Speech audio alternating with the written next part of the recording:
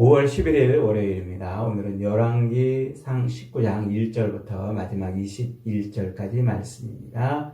로뎀나무 아래서 만나는 하나님이란 제목입니다. 로뎀나무 아래서 만나는 하나님. 오늘 본문은 갈멜산에서의 그 대승리 이후에 엘리야가 회개하지 않고 오히려 자기를 죽이려고 하는 그 아합과 이세벨 인해서 낙담이 돼가지고 저 광야로 도망을 쳤지요. 거기서 하나님이 그를 위로하고 힘을 주고 저 호렙산에서 하나님께서 그에게 다시 사명을 회복시켜 주시는 바로 그런 내용입니다. 이 말씀은 하나님께서 사명자를 통해 일하실 때 그 사명자가 낭망하고 또 낙심될 때 하나님이 어떻게 그를 회복시켜 주시는지를 보여주시는 말씀입니다. 오늘 본문은 그 갈멜산에서의 대승리 이후에 엘리야가 낙담을 하는 장면이죠. 해발 530m쯤 되는 그 갈멜산 꼭대기에서 엘리야는 요 아합의 아내 그리고 또 이 아합의 아내인 이세벨이 데리고 온 그 바알과 아세라 선지자들과 싸움을 벌입니다. 850명 대 1이었죠. 참 신이 누구냐 하는 싸움이었습니다. 제단에 이 고기를 펼쳐놓고 하늘에서 불이 내려와서 그것을 태우는 신이 진짜 신이다 라는 이런 내기를 걸은 것이죠.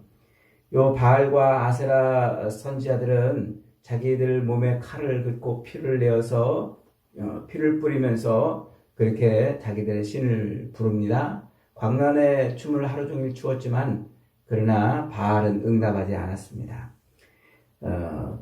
이에 엘리야가 하나님 앞에 나가서 부르짖습니다. 그러자 하나님께서 불을 내려서 제단의 그 모든 것을 태우고 또 도랑에 흐르던 물까지 다 말라버렸습니다. 그렇게 번제물과 나무와 돌과 흙을 태우고 도랑의 물까지 불로 그렇게 핥아내셨습니다. 그런데 문제는 그 뒤에 발생하는 거예요. 이 놀라운 광경을 목격한 수많은 백성들이 과연 여호와는 하나님이시다 이런 고백을 했죠. 그러나 그 고백이 무엇로 이어지지 않았습니까? 회개로 이어지지 않았어요. 회개는 돌이키는 거잖아요. 자기들의 삶을 돌이켜 하나님께로 가는 것이 회개입니다. 그러나 그 놀라운 광경을 보고 백성들은 하나님이 여호와가 과연 하나님이시다라는 이 고백을 했지만 그들이 하나님께 돌아오지 못했습니다. 아합과 이세벨은 도리어 이 엘리야를 죽이려고 그렇게 했습니다. 엘리야는 그 완악한 이스라엘 백성들과 아합 그리고 이세벨을 보면서 절망을 했습니다. 그 정도의 놀라운 역사를 봤다면 그렇다면 하나님께로 돌아왔어야 되는데 그들은 꿈쩍하지 않았습니다. 오히려 그런 일을 행한 엘리야를 죽이겠다고 선전포고를 했습니다. 이것이 죄의 실체라는 거예요. 죄의 실체. 하나님의 심판대 앞에 앉아있는 죄인의 모습 바뀌지 않는 거예요. 그대로인 겁니다. 그대로. 세상은 물론 교회 안에도 회개하지 않는 자들은 아무리 이적과 기적을 보아도 그들은 변하지 않아요. 여러분 우리 가끔 그런 사람들 있잖아요. 이 기적을 내게 보여주면 내가 하나님을 믿겠다. 이 이적을 보여주면 내가 하나님을 믿겠다. 그거 다 거짓말이에요. 뻥이라는 말이죠. 이 기적이 사람을 회개시키는 게 아니에요. 하나님의 능력이 그렇게 공개적으로 증명이 되어도 돌처럼 굳어져 있는 그들의 마음이 그렇게 쉽게 돌아서는 것이 아닙니다. 하나님의 은혜가 부어져야 된다는 거예요. 하나님의 은혜가. 그래서 결국 하나님의 은혜가 부어지지 않으면 아무도 하나님께 돌아올 수 없다는 거지요. 이세벨은 작심하고 엘리야를 찾았습니다. 2절에 보니까 이세벨이 사신을 엘리야에게 보내어 이르되 내가 내일 이맘때에는 반드시 네 생명을 저 사람들 중에 하나같이 만들리라. 그렇게 하지 않으면 신들이 내게 벌 위에 벌을 내림이 마땅하다. 이렇게 말했어요. 죽이겠다는 것이죠. 그 소식을 전해들은 엘리야는 깜짝 놀랐어요. 자기 예상을 빗나갔기 때문이죠. 그렇게 놀라운 능력으로 하나님을 증거하고 하나님의 살아계심을 보여줬다면 당연히 돌이키고 그들이 변화되어야 되는데 오히려 엘리야의 생각과 정반대의 일이 지금 벌어지고 있었던 것입니다. 그래서 엘리야는 급히 도망을 치는 거예요. 마음이 무너졌기 때문에 그렇죠. 그래서 홀로 광야로 들어가서 로뎀나무 아래 앉아서 하나님께 죽여달라. 차라리 자기를 죽여달라 간구를 합니다. 이 로뎀나무는 우리나라 그 쌀이나무 같은 그런 이파리도 별로 없고 그늘도 그렇게 풍성하지 않은 그런 쌀이나무 같은 나무이죠. 그런데 그 나무 아래 들어가 가지고 자기 생명을 지금 죽여달라 이렇게 외쳤어요. 여호와여 넉넉하오니 지금 내 생명을 거두소서. 나는 내 조상들보다 낫지 못하나이다. 엘리야가 이렇게 절망에 빠진 것입니다. 그런데 하나님은 그런 절망 가운데 있는 엘리야를 야단치지 않고 책망하지 않고 그에게 오셔서 그를 위로해 주십니다. 그래서 천사를 보내어 지친 엘리야를 위로하고 숯불에 구운 떡과 물 한 병을 그에게 먹이셨습니다. 엘리야가 먹고 잠이 들자 하나님은 다시 한번 그를 깨워서 일어나 먹어라. 네가 갈 길을 다 가지 못할까 하노라. 자기 사명을 하나님이 그에게 주신 그 사명을 다 이루지 못할까 한다는 것이죠. 그래서 하나님은 엘리야로 하여금 다시 그 사명의 길을 갈 수 있도록 위로해 주시고 재충전을 해 주시는 것입니다. 하나님은 그래요. 우리가 자기 사명의 길을 가지 못할 때, 낭망할 때, 그리고 그것을 인해서 주저앉아 있고 싶을 때, 그때 하나님은 우리를 위로해 주십니다. 때로 하나님께서 우리를 그렇게 위로하시는 은혜가 있다는 사실을 그것을 잊어버리면 안 되겠습니다. 엘리야는 그렇게 구운 떡을 먹고 물을 마시고 그리고 충분히 휴식을 취한 다음에 40일 40야를 걸어서 저 호렙산에 이르렀다 그랬어요. 호렙산은 신의 산의 다른 이름이죠. 호렙산. 그래서 호렙산으로 가서 거기에 이제 굴 속에 들어갔습니다. 그러자 하나님이 엘리야에게 네가 어찌하여 여기 있느냐라고 물으셨습니다. 에덴 동산에서 아담을 부르시던 하나님이죠. 하나님이 몰라서 물으시는 게 아니에요. 엘리야가 그 굴 속에 숨어 있는 것을 찾아서 왜 너 여기 숨어 있냐 이렇게 물으시는 게 아니에요. 이것은 하나님과의 관계가 다시 회복되기를 바라는 떠올리는 그런 물음인 것이죠. 근데 엘리야가 지금 단순히 겁을 먹고 몰래 숨어 지내려고 호렙산으로 간 것이 아니고 이 호렙산은 어디입니까? 그 옛날 하나님이 자기 백성들과 언약을 맺었던 곳이죠. 그래서 모세가 자기 백성들을 이끌고 광야로 나와서 그 호렙산 아래에 머물고 있을 때 모세가 그 산에 올라가서 하나님께로부터 사명을 받고 언약을 받고 회복을 하는 하나님의 사명을 받아내는 곳이에요. 지금 바로 그 언약을 체결했던 그 자리로 지금 돌아가는 거예요. 그래서 이스라엘은 지금 그 하나님의 언약을 어떻게 했다? 버렸다. 하나님의 언약을 깨뜨렸다는 것을 확인시켜 주는 것이며, 그래서 언약의 근원으로 돌아가야 하나님과의 관계가 회복된다는 것을 말씀해 주려고 그러는 것이죠. 그래서 낭망으로 인해서 자기 사명을 잃어버렸던 엘리야가 원망 가득한 음성으로 하나님께 이렇게 말합니다. 10절에 그가 대답하되 내가 만군의 하나님 여호와께 열심히 유별하오니 이는 이스라엘 자손이 주의 언약을 버리고 주의 제단을 헐며 칼로 주의 선지자들을 죽였음이오며 오직 나만 남았거늘 그들이 내 생명을 찾아 뺏으려 하나이다. 지금 이 엘리야가 두려워하는 것은 자기 혼자 남았다는 거예요. 자기 혼자. 그래서 자기는 너무 외롭고 고독하다는 것이죠. 자기 혼자 아무리 싸워도 그 이스라엘을 돌이킬 수 없을 것 같다는 것입니다. 그러자 하나님께서는 그 호렙산 동굴에 있는 엘리야에게 자신의 그 능력을 또 한번 나타내죠. 그래서 산을 가르고 바위를 부수는 강한 바람과 땅을 흔드는 지진을 그 앞에서 보여주시오. 그리고 모든 것을 삼킬 듯한 불을 또 내려서 엘리야 앞에 보이십니다. 그리고는 어떻게 하셨어요? 아주 세미한 음성으로 두 번째 말씀하십니다. 엘리야야, 네가 어찌하여 여기 있느냐?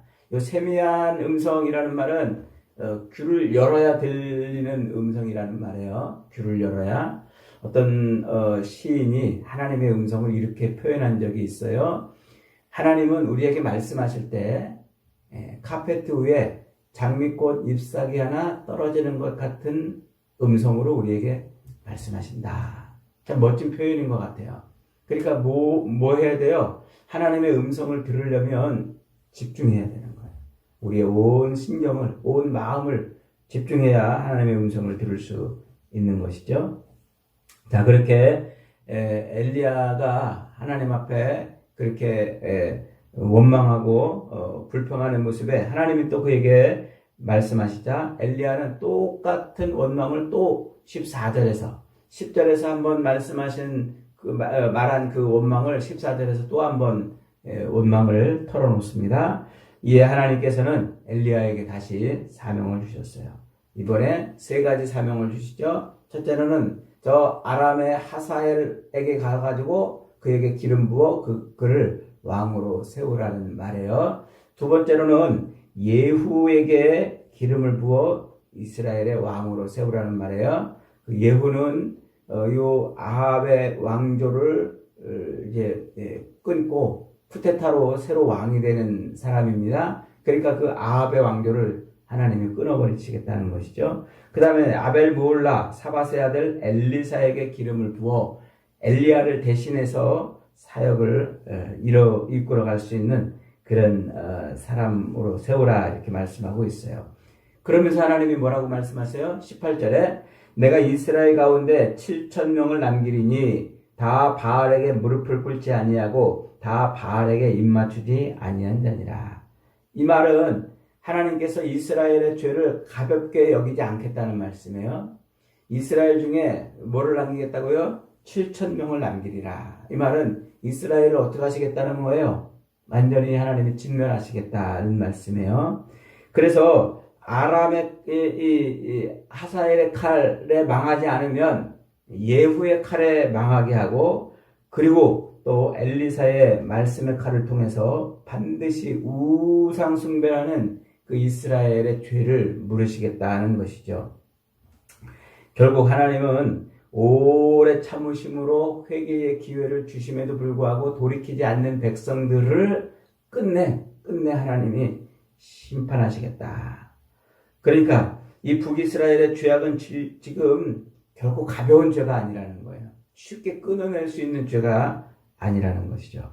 아람 왕 하사엘의 칼과 쿠데타로 왕이 되는 예후의 칼과 그리고 선지자 엘리야의 말씀의 칼을 통해서 진멸할 수밖에 없는 그런 죄악이 있다.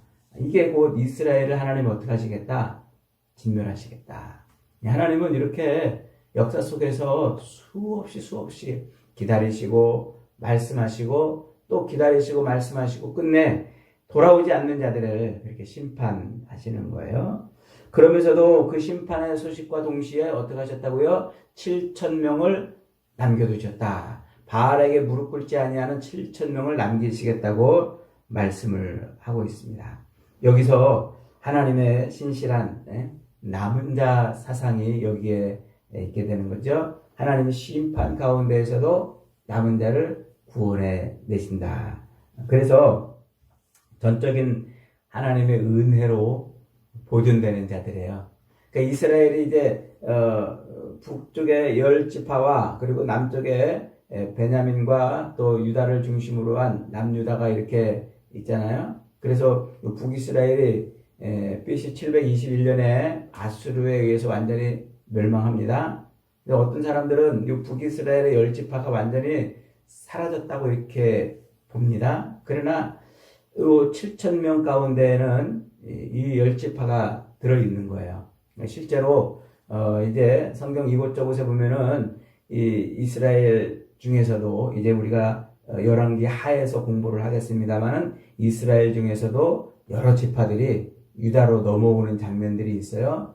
그러니까 열 지파가 완전히 소멸된 건 아니에요. 사라져버린 것 아니란 말이죠. 하나님이 남기시겠다는 거예요.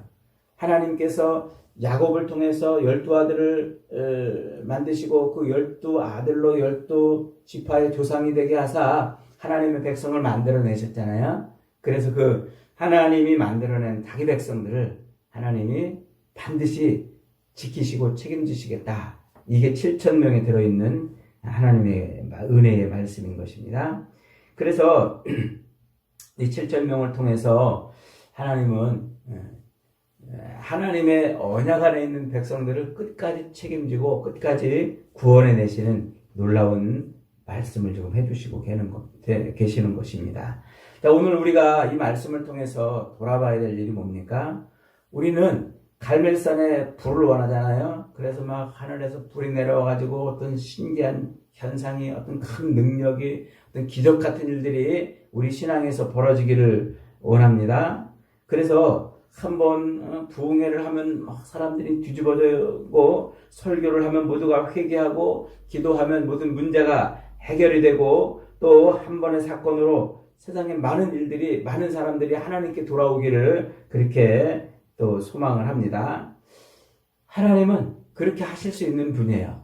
그러나 하나님께서는 언제나 그렇게만 일하시는 분은 아닙니다. 하나님은 조용한 세미한 음성으로 말씀을 주시고 또 하나님은 한 사람을 통해서 일을 하시고 하나님은 또 보이지 않는 곳에 자기 백성들을 바알에게 무릎 꿇지 않은 자기 백성들을 남겨서 하나님은 또 일을 하는 것입니다.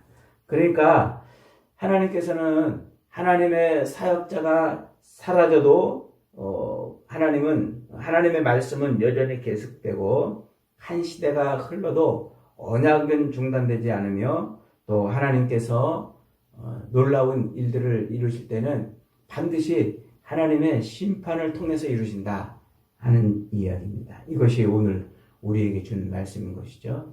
그러니까 여러분, 우리가 이렇게 사역을 하면서 주님의 그 십자가의 길을 가면서 낭망될 때가 많잖아요. 우리도 그렇게 주님의 십자가를 짊어지고 가는 길에서 하나님의 음성이 들리지 않을 때가 있고 또 우리를 넘어뜨리려고 하는 악한 영들의 그런 집요한 공격과 회방을 받을 때가 있잖아요. 그래서 하나님이 계신가 안 계신가 하는 그런 의구심이 들 때도 있습니다. 그럴 때 하나님은 우리를 그냥 내버려 두지 않으신다는 거예요. 하나님께서 우리를 위로해 주시고 격려해 주시고 끝내 뭐하게? 사명의 길을 가게 하신다는 것입니다. 오늘 이 말씀은 궁극적으로 예수 그리스도 안에서 다 성취되는 말씀이죠. 엘리야는 언약을 버린 이스라엘 때문에 절망했지만 그러나 하나님께서 그를 다시 회복시키사 언약을 선포하게 하셨어요. 예수님께서도 언약을 버린 자기 백성들을 위해서 이 땅에 오셔서 그렇게 홀로 남겨지죠. 홀로 남겨졌지만 그러나 그 사명을 끝내 이루십니다. 그래서 하나님은 자기 백성들을 무엇으로? 언약으로 회복시키시는 거예요. 언약으로. 그것이 바로 오늘 말씀을 통해서 하나님이 하시는 말씀이에요. 그래서 언약의 실체이신 예수 그리스도 그리고 언약의 완성 지점인 그 십자가를 통해서 하나님은 자기 백성들을 죄에서 구별해내시고 완전한 구원을 이루시고 언약 밖에 있는 자들을 하나님께서 완전히 심판하시는 것이죠. 그러므로 저와 여러분들이 하나님의 언약 안에 있다면 낭망하고 좌절하고 절망되는 일이 있더라도 주저앉아 있을 필요가 없습니다. 하나님께서는 끝내 우리에게 위로해 주시고 은혜를 주시기 때문에 그렇습니다. 여러분, 로뎀나무 아래 아무것도 아닌 별 볼 일 없는 그런 것들을 붙들고 하나님의 은혜를 구하는 그런 엘리야에게도 하나님은 은혜를 주시고 그로 하여금 하나님의 사명의 길을 다시 가게 만들어 주셨습니다. 그러므로 우리 삶에 큰 능력이 임하지 않고 어마어마한 그런 역사가 일어나지 않는다 할지라도 하나님은 지금도 살아계신 것을 믿으시기 바랍니다. 하나님 우리를 좌절하게 내버려 두지 않고 주저앉아 있지 않게 하고 반드시 이렇게 세워서 하나님의 언약을 끝까지 이루도록 만들어 가시는 것입니다. 그러므로 오늘도 하나님의 언약을 붙드십시오. 언약의 자리로 돌아가십시오. 엘리야가 저 호렙산으로 가서 그 옛날 하나님의 언약을 체결했던 바로 그 놀라운 영광의 장면을 목격했듯이 우리가 언약으로 다시 돌아가면 하나님은 하나님의 영광을 우리에게 보여주실 것입니다. 오늘도 주저앉아 있지 않게 하시고 좌절하지 않게 하시고 언약 안에서 반드시 하나님의 사명을 이루도록 우리를 이렇게 세워주시는 하나님의 은혜와 복으로 충만해서 저와 여러분의 사명의 길을 멋지게 가는 복된 인생들이 다 되시기를 주님의 이름으로 축복합니다. 아멘.